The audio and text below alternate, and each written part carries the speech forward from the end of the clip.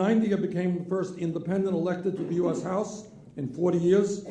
And during my first year there, along with 4 other House members, we formed the Congressional Progressive Caucus, which stands today as one of the largest and most important caucuses in Congress, doing a great job representing the working families of our country. One of the first votes in the House that I cast was against the first Gulf War. I believe that history will record that that was the right vote, as was the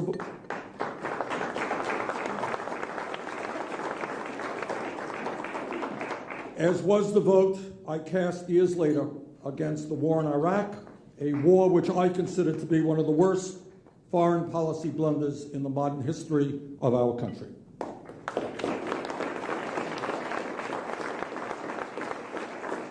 That war, and I speak as the former chairman of the Veterans Committee, who learned in my 2 years as chairman what the cost of war is.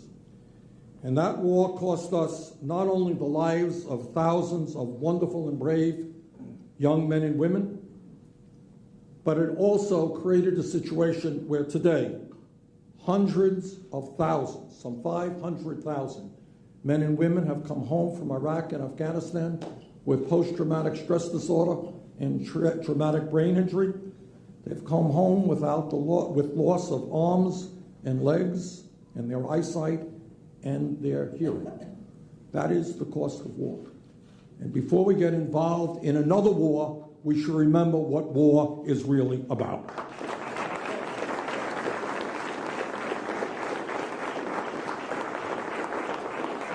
And that war in Iraq also destabilized the entire region and opened up the can of worms that we now see, where we are now fighting the barbaric organization called ISIS, and are deeply concerned about Iranian influence over Iraq.